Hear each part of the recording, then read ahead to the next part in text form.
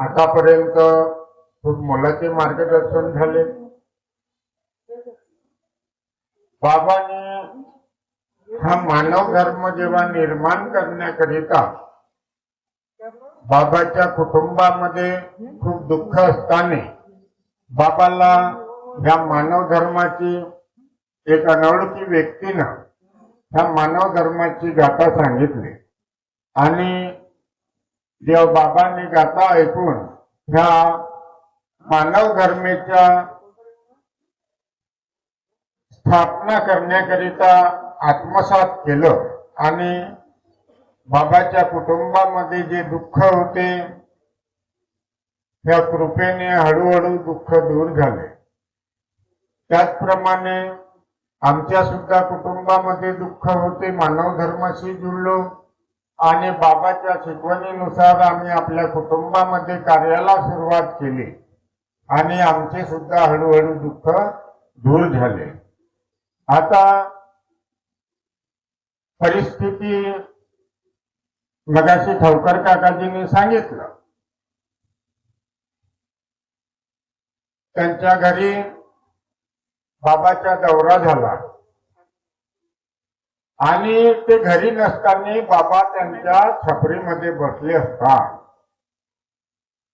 त्यांनी घरामध्ये एक विचार केला, आता हे बऱ्याच दिवसाची चर्चा असेल आणि तेव्हा टीव्ही म्हटलं की खूप मोठा प्रश्न आपल्या समोर उद्भवायचा।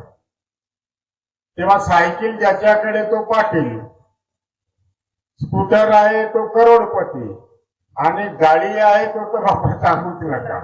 पण आता जवळपास इथे जेवढेही सेवक बसलेले आहेत प्रत्येकाकडे टू व्हीलर, फोर व्हीलर, मोठमोठ्या गाड्या, सर्व आपल्या घरी समाधानीने जीवन जगत आहात। बाबांनी सांगितलं, ध्येय से मानव मंदिर सजाना है। आता मानव मंदिर कोणता सजवायचं आहे? सर्वप्रथम आपलं, आणि बाबांनी तेच सांगितलेलं आहे, सर्वप्रथम कुटुंबात एकता। ज्याच्या कुटुंबामध्ये एकता राहील त्याच्यात कुटुंब पुढे जाईल। ठवकर काकाजीने सांगितलेलं आहे, त्यांच्या कुटुंबामध्ये जवळपास 15 ते 16 सदस्य आहेत आणि एकत्र संयुक्त परिवार ते राहत आहेत। मागील ठवकर काकाजी यांच्या निवासस्थानी इलेक्शनच्या आधी मी काही कार्यकर्ता सोबत होते, त्यांच्या घरी गेलो। पण त्यांच्या घरी जेव्हा गेलो तर त्यांच्या घर, मला वाटते हा जो मंडप आहे ना, ह्या मंडपासारखं त्यांच्या घर आहे। आता मला माहिती नाही त्यांच्या घरामध्ये किती दरवाजे आहे आतमध्ये जायला। आम्ही जवळपास 8 ते 10 सेवक होतो। काही सेवक तिकडून आले, काही इकडून आले आणि त्यांच्या घराकडे एक कुत्रा बांधलेला होता। मला भेव वाटलं, मी म्हटलं बाबा कुत्रा आहे आणि गल्ली एवढीशी आहे, जायचं कसं? तर त्यांचा एक मुलगा तो दूध काढत होता, ते म्हणे काकाजी म्हणे इकडून नका जाऊ म्हणे, तिकडे कुत्रा आहे म्हणे, इकडून जाऊ म्हणे। आता जवळपास आम्ही एवढे लोक 3 ते 4 दरवाजा मधून जाऊन त्यांच्यापर्यंत पोहोचलो आणि निघायच्या कसं तेच समजलेलं नाही। मग त्यांना म्हटलं, त्यांचा मुलगा आला, म्हटलं बाबा तुम्ही एक रस्ता दाखवा। खरोखर आहे, बाबांनी आम्हाला तेच शिकवलेलं आहे, ध्येय से मानव मंदिर सजाना है। तर ज्याच्या कुटुंबामध्ये ध्येय आहे, ज्याच्या मजबूत ध्येय आहे, त्याच्या कुटुंबामध्ये एकता टिकून राहील आणि त्यांनी सांगितलेलं आहे आणि बाबाचेही शब्द आहे, इस मानव धर्म में जो भी सेवक आएगा वो दुखी और कष्टी नहीं रहेगा, और रहेगा तो वो अपने कर्म से रहेंगे। आज परमपूज्य परमात्मा एक सेवक मंडळ अंबुले साहेबांनी सांगितलं त्याआधी ते संचालक होते, त्याच्यानंतर सचिव होते मंडळाचे, आणि त्या सचिवाची हालत अशी झालेली होती की सांगता सोय नाही. आता त्यांनी सांगितलं, आपल्या तोंडाने सांगितलं, आम्हाला सांगायची गरज नाही. आमच्या आता 15 लोकांच्या संचालक मंडळ आहे. निरंतर आज जवळपास 40 संमेलनाच्या वर संमेलन झाले असेल आणि निरंतर आमचे दौरे सुरू आहेत. ह्या संमेलनामध्ये मंडळाच्या गाडीमध्ये एका दिवशी 3-3, 2-2, कधी कधी 4-4 संमेलन आहे. मंडळाची गाडी एक आहे, पण ती जे एक गाडी जी असते, ज्या दिवशी मंडळाचा अध्यक्ष त्या संमेलनामध्ये जात असेल तर त्या संमेलनामध्ये मंडळाची गाडी जायलाच पाहिजे.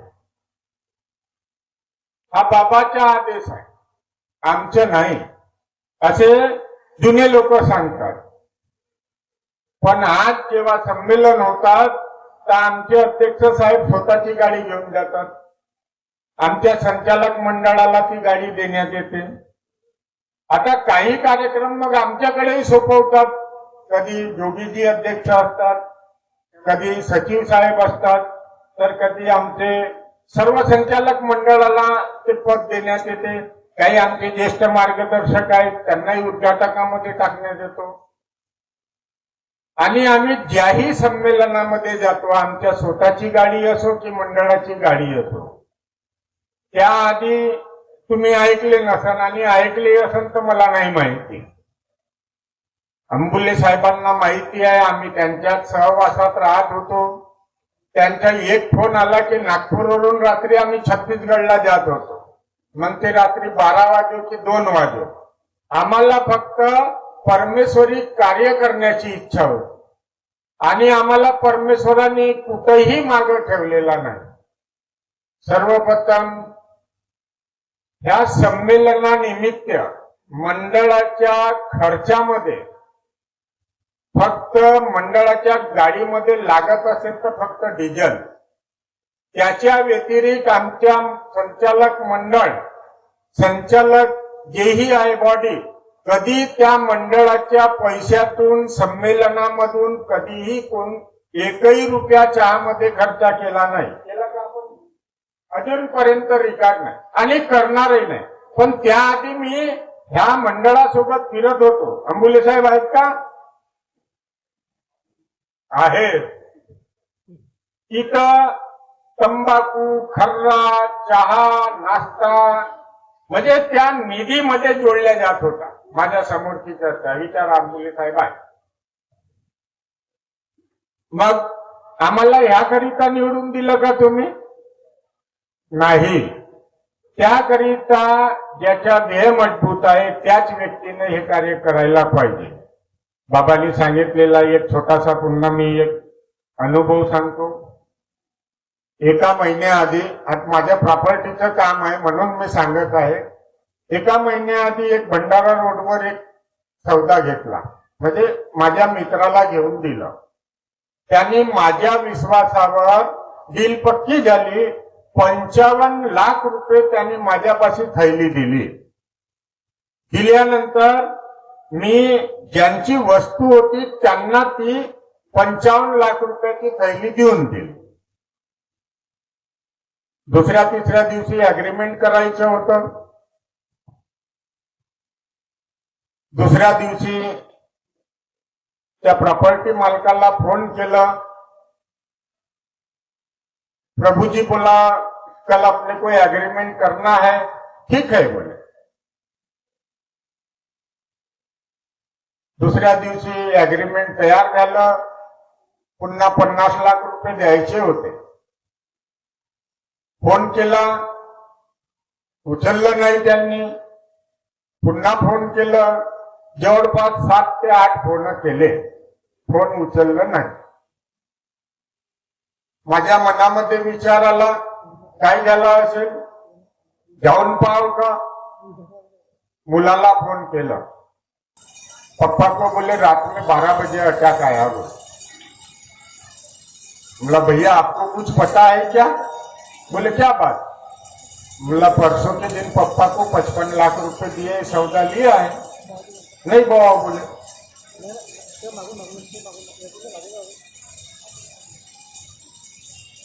मला खूप विचार आला, पुढच्या व्यक्तीला फोन लावलं, म्हटलं दादा असा ना असा प्रसंग घडला आहे, पण तुम्ही टेन्शन घेऊ नका. म्हणे पैसे तुम्ही देणार का? म्हटलं हो. जेव्हा तुम्ही माझ्यावर जरा एवढा विश्वास करून रक्कम दिले तर माझाही विश्वास बनते की भाई तिकडे पुढे काही हो, पैसा मी तुम्हाला परत करेन. 1 महिना ज्याला सुट्टी झाली नाही, परमेश्वराला सांगितलं बाबा तो पैसा दुसऱ्याचा आहे, त्याकरिता कार्य केले. परमेश्वराला सांगितलं बाबा ज्या व्यक्तीला हा जो पैसा दिलेला आहे हा दुसऱ्याचा आहे, माझे जरी कुठे कर्म चुकले असेल किंवा माझ्याला जरी कुठे चुकी झाली असेल तर तुम्ही मला क्षमा करा. आणि ज्याच्या हक्काचा पैसा आहे त्याला त्याचा पैसा त्याला मिळायला पाहिजे किंवा त्याची वस्तू त्याला मिळायला पाहिजे. 3 दिवसाचे कार्य केले, परमेश्वराला सांगितलं आणि 4थ्या दिवशी मुलाचा फोन आला, पप्पा अभी आईसीयू से बाहर निकले हैं, 2 दिन के अंदर घर पे आ जाएंगे.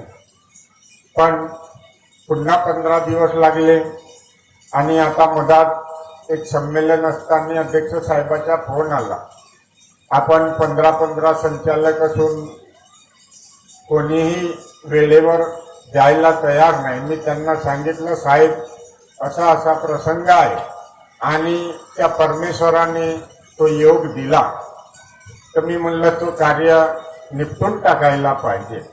आणि तो व्यक्ती घरी आला आणि त्यांनीच स्वतः फोन केलं. सुभाष बोले घर पे आजा, बोले अभी मैं आ गया हूँ, जो एग्रीमेंट करना है या उस सामने वाले आदमी को यदि पैसे वापस होना होगा तो अपन दे देंगे. समोरच्या व्यक्तीला फोन लावलं, त्यांनी म्हटलं नाही आपल्याला सौदाच घ्यायचा आहे आणि ते कार्य पार पडले. तर बघा परमेश्वर योग देईल, पण त्याकरिता आपल्याला बाबांनी जी दिलेली शिकवण आहे सत्य मर्यादा प्रेमात, आपण जरी कुणाचा 1 रुपया खाल्ला तर आपले 2 रुपये खाणारा पुढं बिलकुल तयार राहणारा. म्हणून बाबाच्या शिकवणीनुसार आणि वेळेची सुद्धा मर्यादा आहे. एवढंच बोलून मी माझ्या शब्दाला विराम देतो आणि सर्वांना नमस्कार.